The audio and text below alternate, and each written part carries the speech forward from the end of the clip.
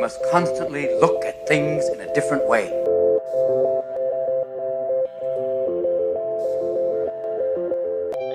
The Healthcare Education Transformation Podcast was created by two physical therapists out of the desire to learn more about the different educational roles in physical therapy and healthcare, and how healthcare education works by talking with educational leaders and people with different perspectives within physical therapy and across interdisciplinary lines on how education can be improved to disrupt the status quo of healthcare education.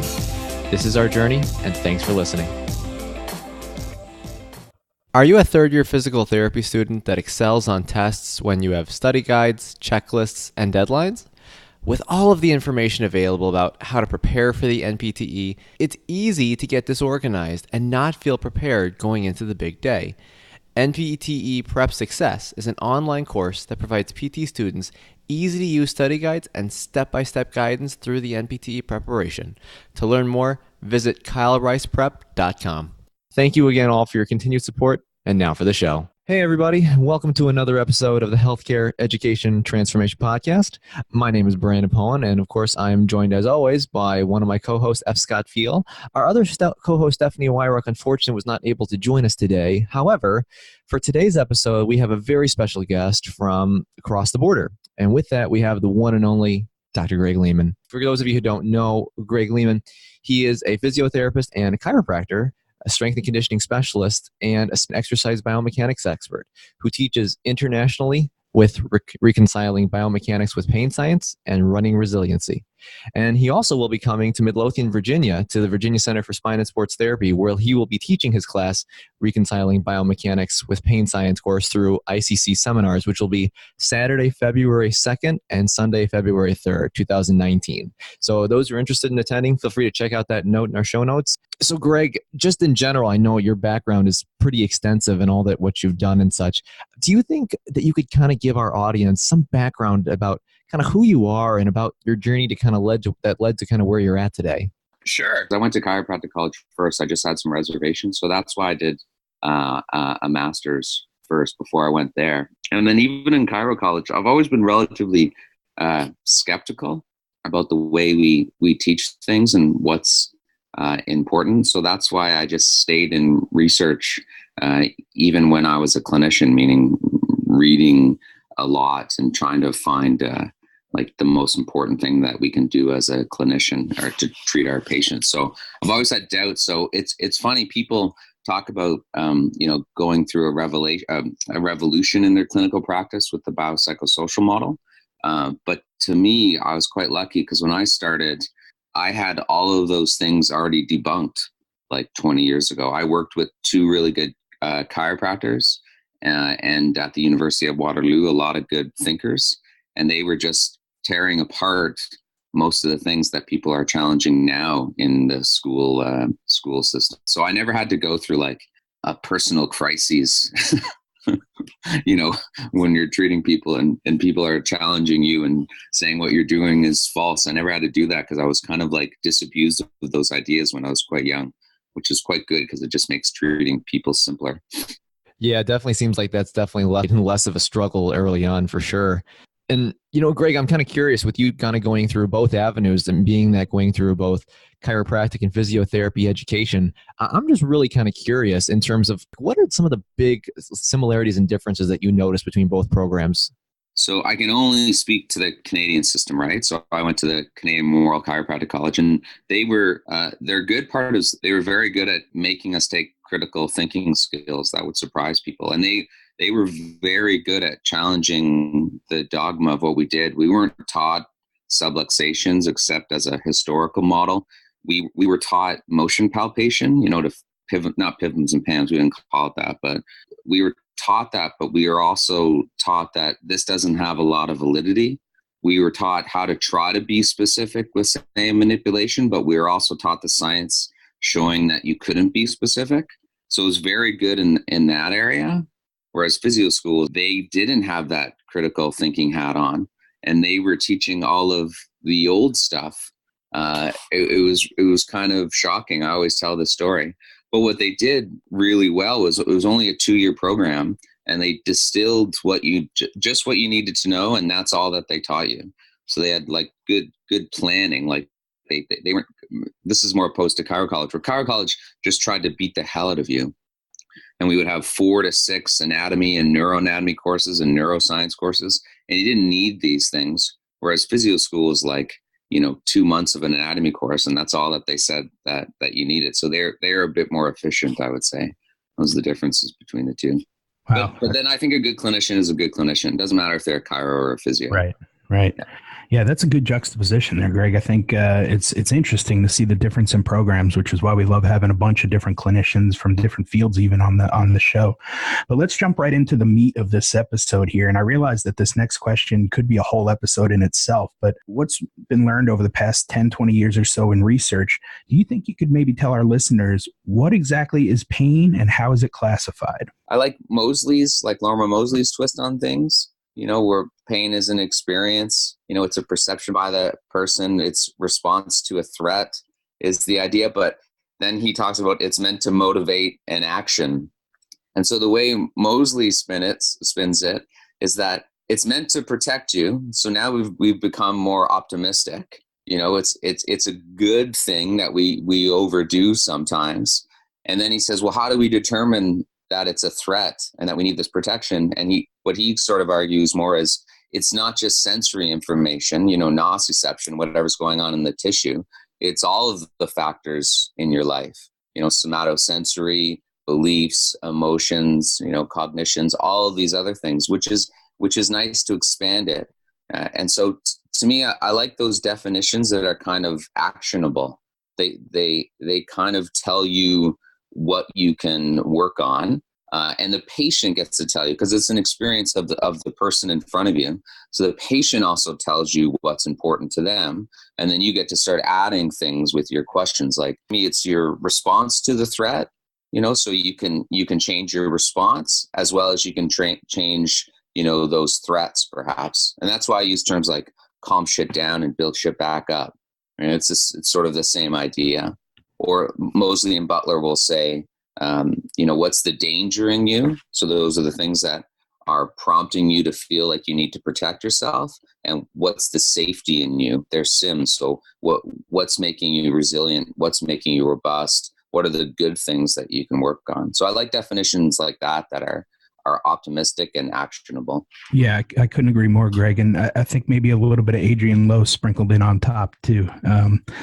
I just don't know. I don't know his stuff as well, but I don't doubt that he would be positive in there as well. Yeah. And he definitely breaks it down in a very simplistic way that the patient can understand, which I love. Yeah, not just the patient's me. Right, exactly. I need it dumbed down just as much as they confusing, do. And we have these very smart academics. They can read a whole paper, and you're like, what the hell was that? How does that change anything that I do? I don't doubt that it was accurate and it was intelligent, but I couldn't care about it. It's not going to change anything. And the patients don't necessarily care either. Exactly. Yeah.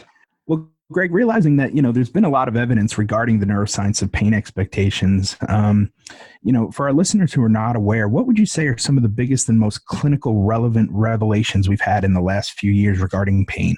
To be honest, I don't think there's anything in the last few years. I think all of this stuff is in the last 30. It's a really, I would challenge all of your listeners to go look at old research papers, and you'll be surprised that nothing is really new in the past 10.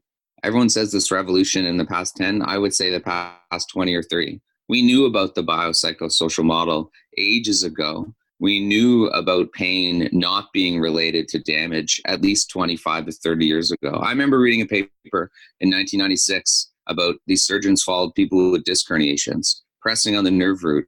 They didn't do surgery. There's only like 7 or 10 people in the study.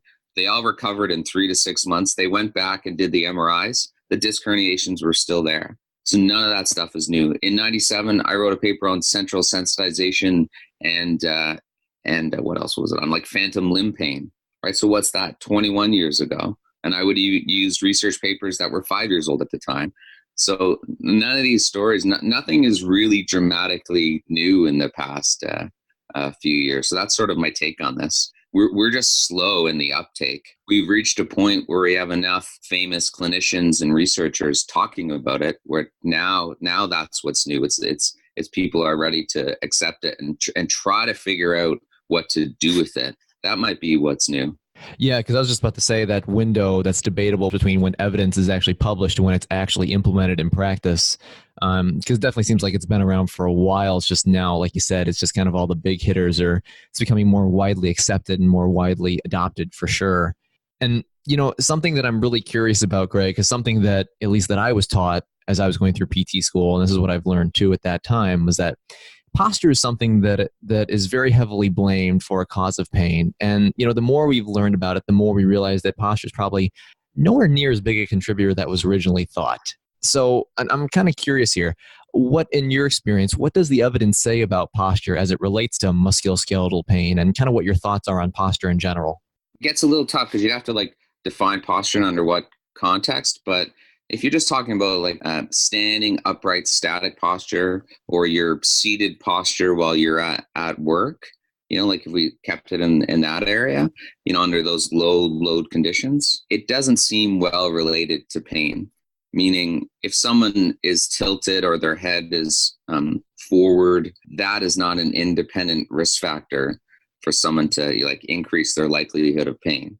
Every now and then you'll see a cross-sectional study where two groups have neck pain, or one group has neck pain and the other group doesn't. And you might see a slight increase in forward head posture. But when you look at it, it's 2 degrees. It's so tiny and there's a huge overlap. So it doesn't seem to be that big of a deal and something really to worry about. I think it's as simple as, if it hurts when your head is forward, then maybe for a little bit you don't do that. We always solve pain movement problems on our own all the time. And one of the arguments is, if we tell people, you go into an office and you say, you guys have to be sitting up straight, your head needs to be in this position, your back needs to be here. I think there is a subset of people where you mess them up. I don't think it's a large enough group where you'll find it statistical in a study, but it could be 5 or 10% of people where it's you don't give them permission to slouch. You don't give them permission just to solve their pain problem with their normal movement solutions, because they think that there's some right way to sit or stand. And I don't think that's supported at all, that there is one right way. I think we should be, that's why I use the term movement optimist. Just sit however you like. We can adapt to these wonderful positions. It's no big deal. Yeah, no, for sure. And something that I've heard that's kind of always stuck with me since is that, posture is not really a problem unless it's a problem. Yeah, it wouldn't lead you to think that there's an ideal way to sit or stand. You can get just as much pain sitting stiff and upright all day long as you could slouching. Right? There's no one right way to do it, to me. And then I think the bigger thing that's more pernicious is this thought. This is about the biomechanics. Well, if you sit all day, your hip flexors will get short, right? And then when you go to squat or run, you'll end up with a problem. And those are these ideas, or it'll turn your glutes off, which they're out there. And it's surprising how little research there is, and how little biological plausibility there is behind those concepts. Because just because you're sitting 8 hours a day, you're actually not in a lot of hip flexion if you look at how people sit, but you're also getting up. And we know, my joke years ago is, I want to be tied up like David Blaine and just see what happens to my range of motion, after 23 and a half hours. But I mean, if you're sleeping on your stomach, no one gets worried about you getting extra hip extension. It's so odd. We can sleep all day in that position. We're not concerned about it. Or if you're sitting all day long, no one gets worried that you're going to have great hip flexion. It's going to make your squatting better. I think we have these ideas about posture and positions and biomechanics that's fully unsupported, that cause some problems too. Yeah, those are some good points, Greg. So, Thanks. with one of your classes being called Reconciling Biomechanics with Pain Science, how do you like to go about balancing biomechanics with pain science when you're working with your patients?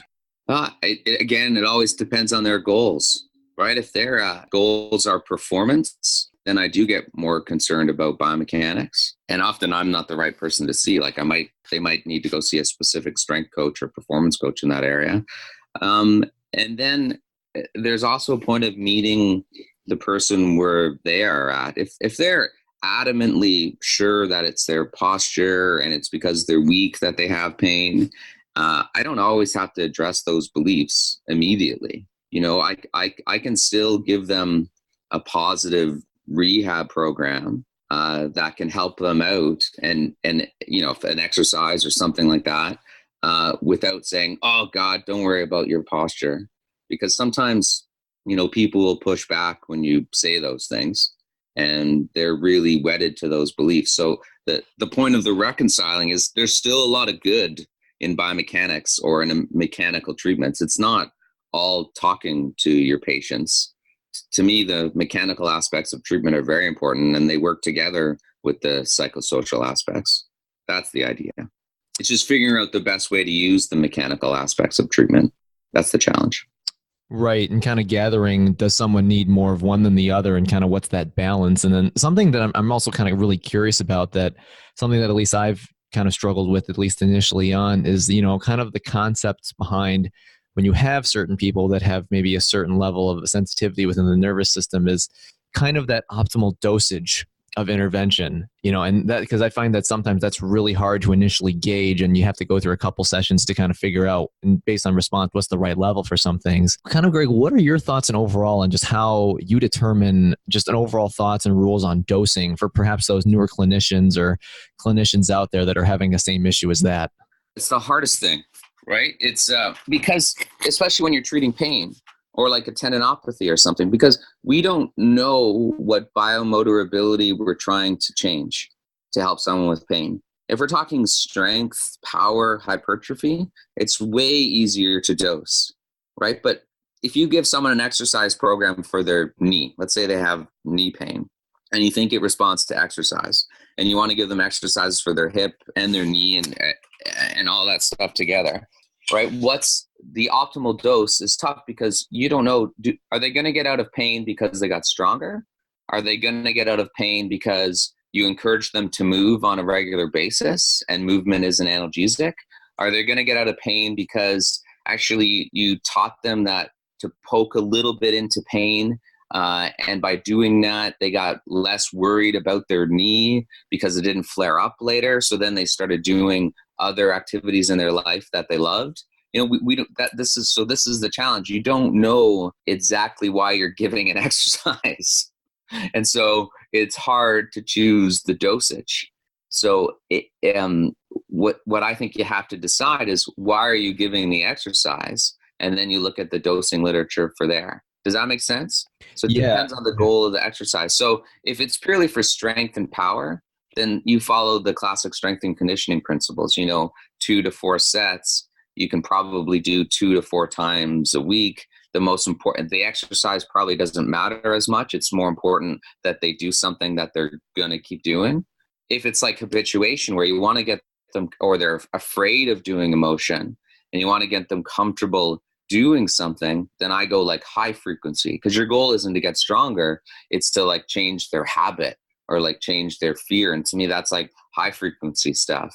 Or if you're doing an exercise because it's symptom modifying, like you're having them move differently and you're getting confident in moving again, that's like a high frequency one, because it's more about learning. It's like you want to think, why are you giving that exercise?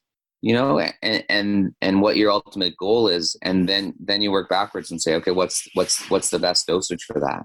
Right. And then kind of getting into this next one here, is I realize this kind of does, again, depend on the reason why you're giving it.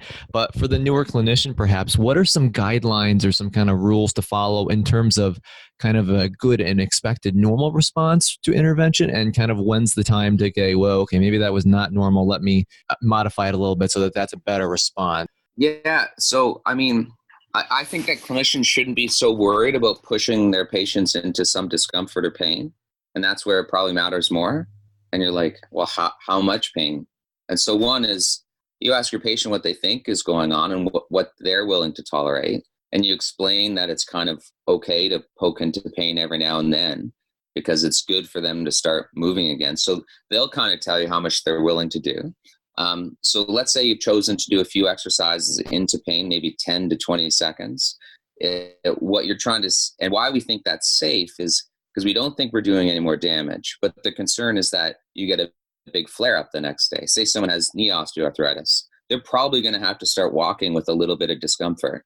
They always have knee pain, but we know that movement is good. So how we decide that's not too much is, you look at them and they don't look like they're in too much pain. They have to tell you that it's uncomfortable.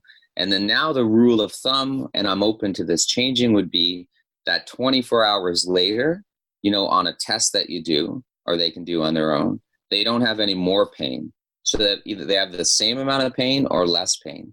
And so the argument there is, if they don't have more pain the next day, 24 hours later, you could say they're not sensitizing because they're not learning to have more pain, right? And then what I like to do is sort of follow that up over 3 to 4 weeks, that maybe whatever their goals are, less pain, doing more, as long as they're improving, and they're getting better, then it was the right idea to be poking into pain. But if nothing's changing in 3 or 4 or 5 weeks, then maybe poking into pain or that exercise or whatever you're working on needs to be tweaked in some way. So there's the next day thing, and then there's a long-term thing. Is this the right thing for them to be doing? Yeah. I mean, it seems so simple when you kind of put it that way, and I think a lot of the topics that you broke down today, you've really been able to keep simple, which I appreciate. But that's the only way I can understand it. Right. Well, and that's my next question then. The way you explain things, especially with the pain science and the biomechanics and stuff, has been so simple, but that probably wasn't the case at the beginning of your career. So could you maybe tell us about how things have changed for you as far as your explanations and as far as your ability to kind of translate this knowledge when educating? No, I swear I've always been simple. I think I remember in Chiro college, I was trying to write course notes for the class, get funding so the whole school would have course notes, not have to take them. And I was trying to write an algorithm of a shoulder exam. If this is positive, think this. If this is negative, think this. And then as I was doing it all, because I was in Chiro school, and essentially your treatment, I realized our treatment for everything was the same. We'd do some exercises, we'd crack some joint, we'd rub some shit.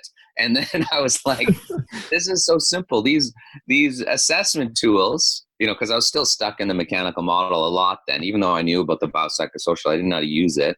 I'd have simple key messages of pain. Nothing was changing what I was doing with my patients, right? So with back manipulation, I remember citing myself. They'd want you to have you're manipulating L3 and L4 because of whatever test that you determined. And I used to write, I'm manipulating the spine because there's pain. And the professor would be like, no, you can't do this. You have to tell me what segment and what you're trying to do. I need a reference. And I'd be like, no. And I would reference my own research papers. You're like, I can't be that specific. I mean, look what the research says. Yeah, exactly. And I quote myself because I was a jackass. That's so arrogant. So I was always that simple. And so what I'm into is how can you look at really complicated biomechanics? Well, actually, I think this is what happens. You look through the complexity of the biomechanics research through the years, and most of it ends up leading to you doing really simple interventions, right? So the mechanical aspects of our treatment become simpler, right? So if you look at the knee literature, we went crazy for a while. You got to turn on the glute med, and you got to fire it in this order, and you have to push the knee out, and then you have to do these knee exercises where you fire the VMO and delay the vascular, all these rules, right?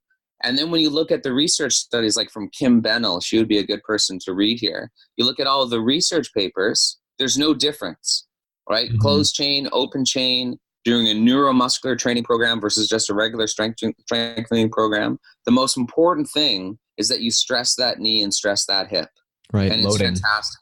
And then actually the even more important thing is that they do those exercises. That's perfect, because that's so true. I mean, especially with, adherence to just doing stuff. Because I know that, in general, I mean, what you kind of spoke to earlier about trying to make it in general, depending on what you're trying to do, of course, and then you've explained that well, and the patient's on the same page, they have to adhere to that. Yeah. Or the idea there with that adherence is, so one of my thoughts is, if we can simplify the mechanics, we then get to develop skills in other areas where we don't feel as strong. So we don't have to keep taking biomechanical courses. We can take, a motivational entering course or behavior change course or a course on resiliency or something like that. So we get better at doing the simple aspects of treatment. That's sort of the idea. Yeah, no, absolutely. And I think really getting to kind of what's the best way to kind of gauge someone's psychological irritability, with certain things, like what are they open to, what are they not, and being able to kind of deliver a plan of care that's objective to what you find, but also kind of not going to make them defensive and not poking them to the avenue that they're not going to buy in. It's like trying to find that balance. But sometimes there's a little pushback where people, are you saying it's all in my head? That's the risk that you're always worried about. And so it's like the question is, how do you introduce the idea that pain is more than just like tissue? And to me, I got this from Mick Sullivan. He has a program called the Progressive Goal Attainment Program. It's excellent. It's been around for decades, but you start with simpler questions that introduce the idea that pain is more than damage. Would be like, when is your pain worse? Just things in general. Have there been any new and unmanageable stressors? Like trying to find things in your patient's story that illustrate that pain changes, when there's other factors in their life that might be going on. And so you use their own story against them in a way to sort of illustrate that there's other things going on, like besides tissue. But then if that penny drops and they're open to that, then I use the cup analogy. Pain occurs when our cup overflows, and what's in the cup is all the stressors in your life. And so I kind of say, so I start with the idea like pain is more than just tissue. So what do you think, might be going on? What's in your cup? And that's sometimes the homework. So what do you think is going on? What's in your cup? I give them some thoughts based on what, they've told me, and I tell their story back to them. So then I have them, what am I missing? And then I say, well, what can we work on together here? Like, what do you want to work on? And they might say, I don't know, you tell me, you're the physio. And I said, well, these are things that I think are relevant, I can help you with. But if there's other things you want to do that you think are useful, we can do those too. Or maybe you need to see somebody else as well, like to get some other skills, like other strategies. Sometimes even trying to get the patient just to realize the situation and realize that there's something more than biomechanics by just asking questions. So not really going at their belief, just asking questions that can kind of lead to them doubting aspects of what they thought. Yeah. And that's the idea that they kind of know the answer, right? And their belief might change with their own story. That's the idea there. You confront them with their own strengths or confront them with their own experience. Totally. And I know, Greg, as you said before, we're all struggling and we're all always learning every single day. And since you kind of came out, it hasn't been too big of a thing in general, but what aspects are you currently working on to kind of improve just general pain science biomechanics education, other than keeping it really simple? Like, are there any new things apart from what you've talked about today that perhaps is unique that you're working on? Yeah, you guys touched on it. It's the dosage. It's when to push into pain, when to back off. Can we ever predict, like, how long do we keep sticking with a treatment or with a strategy before we realize that it's wrong? Like it's that type of stuff that I'm interested in. And then I always keep researching. Like, I always ask this question, like, when is something specific needed, right? Like when like thinking like, do I ever need to learn to address something exactly? It could be like a disc herniation that's pressing on a nerve root. I know I can help some people with that, but there's always that point where, they might need surgery, they might need an injection, or someone has CRPS. Can it just be my approach, which is graded activity, doing more, addressing their beliefs, slowly building them up? And then I'm always wondering, well, do they need like a specific intervention, like say to address their cortical brain body maps, right? Do they need like a graded motor imagery, or with Adrian Lowe's stuff, I don't know it well at all, obviously, but the sensory discrimination training that they do, like that's like a specific intervention. I'm always wondering, like, do I need to do something specific or develop that skill? That's what I work on too. I always ask that. That's how we start the course, is with that question. Nice. No, I really like that. And, I'm kind of curious here, Greg, for those out there, of course, as well, that are looking to gain, of course, kind of more resources and such, apart from what you just mentioned before with that one resource and a couple others, what are some of the other top resources for people to kind of get better, just about learning about pain and then treating people with persistent pain? The Explain Pain books are always great. to read those and learn those. And then to me, it's figuring out how to slowly introduce that to your patients. And what I always recommend is just one idea per session, one key message that's relevant to the person. And I always think of like explaining pain or talking about pain. I think it's helpful in and of itself, but to me, it's meant to change their behavior or give them permission to do something. That's the idea. Like, I think it's so important for people to, when we're in pain, to keep doing the things that they love in their life. And often they've just been told no and they can't. And you have to figure out why are they not willing to garden? Why are they not jumping on their trampoline with their kids? Why aren't they doing these things that they want to be doing? And that's where understanding pain helps the most to me. It's like that permission to figure things out for yourself and just start, living again is the idea. I would always recommend the CFT group, the Cognitive Functional Therapy group. They have a paper that just came out, Peter O'Sullivan. If you just spent months, or a week or a couple days reading their recent papers, I think everyone would be a better clinician. Nice. No, very cool. And we'll definitely, for our listeners who are curious, those links will be kind of posted in the show notes.